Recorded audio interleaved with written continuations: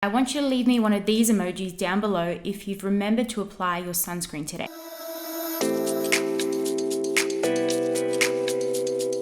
For 6 years now, I have known about my family history of melanoma. I never used to wear sunscreen because, number one, whenever I used sunscreens, my skin would break out. And over the last couple of years, I had this mission, this goal that I would have this skin that I have now, because I've always had problematic skin. I've always had acne flare-ups and dermatitis flare-ups for as long as I can remember. I am making this video to, number one, encourage you all to get your skin checked, and most importantly, to wear your sunscreen every single day and to reapply it just like I do, using the Aven sunscreen spray for face and body with an SPF 50+, or the Aven sunscreen face emulsion with an SPF 50+ as well, that I've been using religiously for the past couple of years.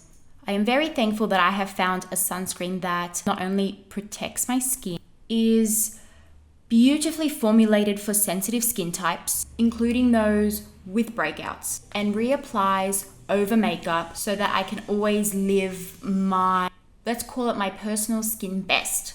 Today, I'm taking you guys along with me as I see a dermatologist. I've never had my skin checked because I've always put it off. I can't even tell you how nervous I am. I can feel my heart like right here. I don't know why I'm anticipating like the worst outcome. I struggled to get to sleep last night. I have been up since 4 a.m.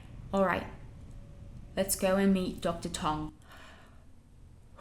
and get my skin checked.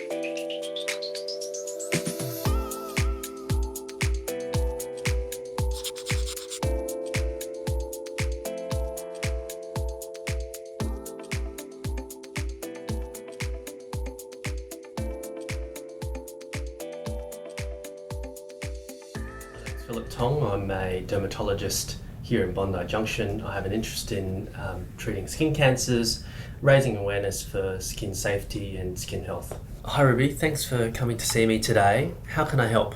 So I've got a family history of melanoma, which is what prompted me to come and see you today. I've got a few moles as well that I'm a bit concerned about. They've always been kind of large, a little bit irregular in shape and raised. But given that family history, I am concerned, and I just want to make sure that I'm healthy, that my skin's healthy. In terms of the actual moles that you're concerned about, where are they? I've got one on my neck. So this is one of the moles that you're worried about. So this is a fleshy mole. It is a mole, it's got pigment, but I'm not concerned about it. Thank goodness. You don't need to do anything about it. That will just stay there. I'm happy to leave it. I've got one here on my temple. So this is the one on the temple that you're concerned about, is that right? So again, a fleshy mole. I've had a few sunburns growing up as a kid. 2 sunburns were so bad that my skin actually blistered. And if, there's anything else that needs to be checked, since I do have quite a few spots and bumps. Just spread them out and lift them up. Thank you. Okay. Thank you. And then turn them around. That's it. Good. Let's look at the backs of your legs. So just turn around for me. So the backs of the legs are fine. There are some moles on the backs of your thighs, and your calves are fine. There's nothing of concern there. Yes, others there. No, I'm very happy with it. Why is sunscreen so important for Australians, not just in the summertime, but all year round? Well, here in Australia, we get lots and lots of sun all year round. So it's really important to wear sunscreen, just like how you should brush your teeth every day. It's part and parcel of what you do. What is SPF? SPF stands for Sun Protection Factor, and it determines how quickly you get burnt when using a sunscreen compared to when you're not using it. What are UV rays, and what's the difference between UVA and UVB rays? UV ray stands for ultraviolet rays, and it's emitted as a form of energy from the sun. It can be split into 2 forms of UV, UVA and UVB. We now know that UVA affects more to do with skin aging, whereas UVB can have more of a bigger effect on skin DNA and cause cancer. How does sunscreen protect the skin?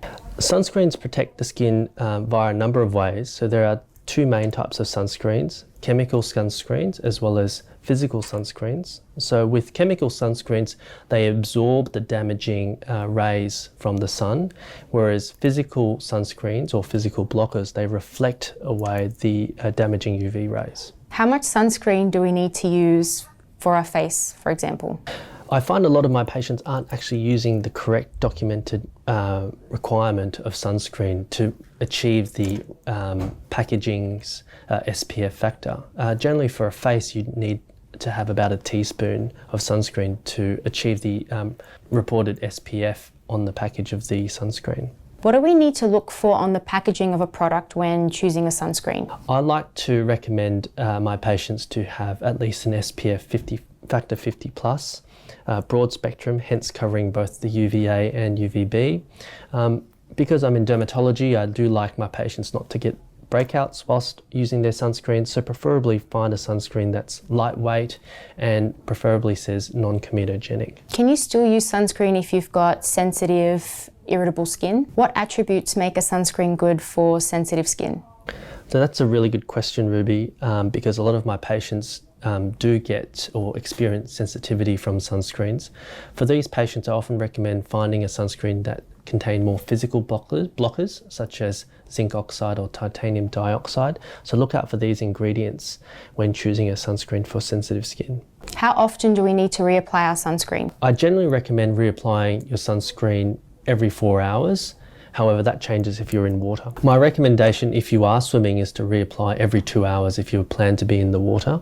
If you wear sunscreen, do you still get the benefits of vitamin D? There's been a lot of studies to show that even wearing sunscreen religiously, you still get your adequate levels of vitamin D, for example, with mid-morning or mid-afternoon sun. So there's SPF in my makeup and in my moisturizer. Is that enough, or do I need to apply a sunscreen as well? A general recommendation for women who, for example, wear makeup containing SPF is to apply a SPF containing sunscreen first and then apply their makeup over the top. It's often a good idea to check whether their makeup is compatible with the sunscreen that they put underneath.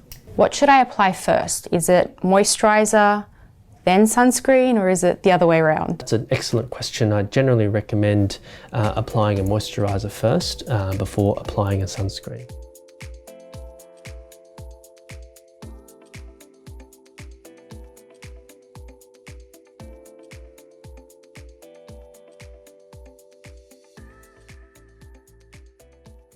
So what is skin cancer and how serious is it? Skin cancer is a malignancy of the skin, and it can be very common, particularly here in Australia. It can be serious, particularly if the diagnosis is melanoma. Are melanoma and skin cancer the same thing? Melanoma is a skin cancer, but not all skin cancer is melanoma. There are other skin cancers that are commonly found, such as basal cell carcinomas, also known as BCCs, as well as squamous cell carcinomas, also known as SCCs. There are other rarer cancers, of course, of the skin. Why do some moles turn cancerous and other ones stay healthy? We don't know why some moles turn cancerous, but we do know that UV exposure, particularly UV damage early in childhood, does have a role to play in this, and we suspect it's due to an accumulation of spelling mistakes over time. And as we get older, our ability to repair those spelling mistakes aren't as good as when we were younger, and that's what can lead to skin cancer. What does a healthy mole look like? A healthy mole is generally one that's symmetrical, one that is uniform in colour, light tan brown, darker brown colour. Generally one that's raised, but doesn't always have to be. Importantly, it's looking for those moles that appear to either be changing, have an irregular border, or different colours should one take further action. What should we look for when doing an at-home skin check? I often encourage my patients to do an at-home mole check, and it's best done with good lighting, for example, your bathroom in front of a mirror. So it's often good to take a head to toe approach, top to toe approach, by examining your scalp. So particularly for women, the part line's the most important area to examine because that's where skin cancers can arise. Behind your ears, looking underneath your chin, using the mirror to look underneath the arms, for example, the groin and in between the toes, all the areas that can potentially hide a skin lesion. Skin cancers can occur everywhere. Are moles always a dark brown colour? Not all moles have to be dark brown. down. There are certain moles that can be pink in colour, but that doesn't mean that they're dangerous. However, if it is changing or worrisome, it is worthwhile getting it checked out. How often do we need to see a GP or a dermatologist to monitor our moles and get a skin check? That's a really good question, Ruby. I do recommend regular skin checks, but that's dependent on a person's personal history of skin cancers, a family history, whether they have multiple moles or multiple dysplastic or funny looking moles, and that will determine my recommendation on how often you should get a skin check. So somewhere between 3 to 6 months for high risk patients to annually for lower risk patients. So I have a family history of melanoma. Can I get my moles removed as a precaution? Removing a mole as a precaution doesn't reduce your risk of melanomas. So even though you have a family history of melanomas, removing those moles won't make a difference for you. Let's say that one of my moles looks suspicious or concerning. What are the next steps after I get it removed? So indeed, if a mole is suspicious or concerning, we would undergo what's known as a biopsy, and this is done under local anaesthetic. That gets sent off. And when it gets sent off, a report comes back to me to say whether it is a concern or not. If it's not a concern, nothing further needs to be done. However, if it is a concern, then potentially further surgery is required. And how important is early detection? Early detection is super important, particularly in the setting of melanoma, because the earlier it is detected, the potential for it to be curative.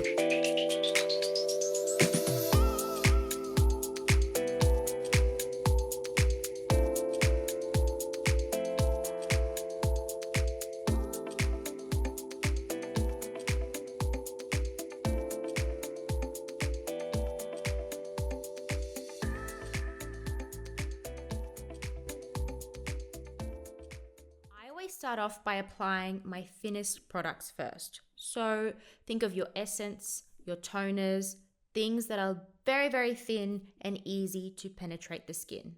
Then you want to move on to serums, eye creams, moisturizers, and then your sunscreen, because typically that could be the richest or thickest formula. I have quite a few skin sensitivities, which is why I keep my skincare routine as basic as possible. So it was literally an essence, an eye cream, and now a moisturizer that has been formulated to help sensitive skin. And when I'm doing my morning skincare routine, because I'm usually applying cosmetics afterwards, I always use the recommended amount of moisturizer. I begin by patting the moisturizer into my skin and then using my fingertip to give my face a massage. I find that I'm really puffy in the mornings, and it also allows some time in between layering my moisturizer and then my sunscreen. So I think it's really important to allow some time between each product. And judging by the look on my face, you can see that I am quite excited to share with you this product.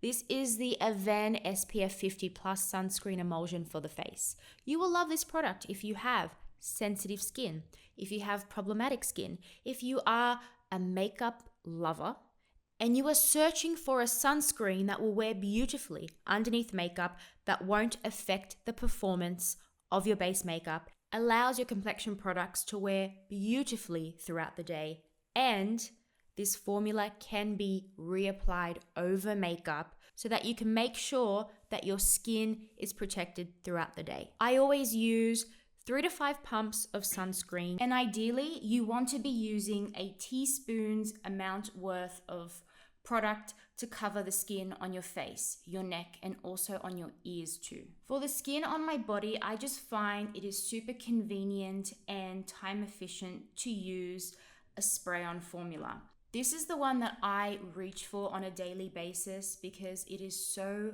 effective. It is so gentle on sensitive skin and lightweight. I do have certain areas on my body where I have patches of dermatitis, and this formula is so soothing because it has thermal spring water spray in it. Both the face emulsion and also this spray are rich in thermal spring water. Both formulations are extremely lightweight and gentle, and they have a high broad spectrum UVB-UVA protection. This can help prevent solar keratosis, sunspots, especially if you do get breakouts like I do, that could become darker when exposed to the sun. It helps with premature skin aging and may assist in preventing some skin cancers, which is really important. Now, we know that this product is perfect for those who have sensitive skin types. We know that this product is going to give our skin the best protection possible. But how is it going to look under makeup, right? Because I'm somebody who has all of these skin issues and I feel self-conscious. So when I apply a product to my skin, I also want my skin to look really, really good and youthful and radiant. And this sunscreen, this face emulsion by Aven, it does that for me. I don't use a highlighter underneath my foundation or over top of my complexion products because it gives the skin a really nice glow, but it has a mattifying texture. It's not like super dewy and rich. And as you can see, products like foundations, they glide over top of this formula. Heavier pigmented products like concealer and contour, they also glide over the skin without causing any indentations, especially if you are applying product directly from the bullet or the doe foot applicator, because sometimes they can leave indentations onto the skin and make the skin look patchy. Look, I'm a real stickler for this sort of thing, so I also wanted to show you how fully pigmented cream products would blend over top of foundations when you've got a sunscreen layered underneath, because this could be a very, very messy, disastrous situation if you're not using the right product. And as you can see, it blended out beautifully. But one thing I really do love and appreciate is that the face emulsion is photo stable. So if you've got a daytime event, your skin is going to look beautiful in natural light. It's going to look beautiful in artificial light. It's going to look beautiful when a flash goes off from a photographer's camera. And all my textured skin girls, if you're wondering what it looks like after it's set with powder, you don't have to worry about it emphasizing any pores, spots, anything like that. Since I'm at risk of developing skin cancer because of my family history, I've actually set up reminders on my phone when I'm outdoors. So that toot-toot that you heard is actually my reminder. So this is how I reapply my sunscreen over top of my makeup. And again, I am using the Aven Sunscreen Face Emulsion with SPF 50+. And I work the sunscreen really well in between my fingers, in the palm of my hands, and then I press the sunscreen that's on my fingers and hands gently over my skin. Sometimes I roll my fingers over my skin and do like spirit fingers. And don't be discouraged if you see like white marks on your skin. As you start pressing the sunscreen into the skin, it will disappear. It won't leave any white marks. You can then go in and touch up your foundation if need be with a compact cushion foundation. Or if you're as good as pressing in your sunscreen as I am, you can just go over your skin with a light dusting of powder to mattify.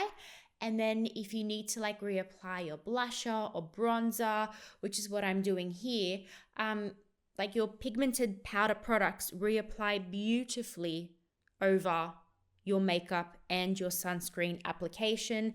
If you do have oily skin, however, I recommend that you blot the skin first before applying your sunscreen and then repowdering your skin, just to help remove the excess oil and keep your skin looking texture free. This is what my skin looks like after applying my sunscreen, after applying my makeup, then reapplying my sunscreen and touching up with makeup once again. It is so important to invest in yourself. It is so important to invest in your skin. And the best thing that you could do is take the time every single day to apply and also reapply your sunscreen.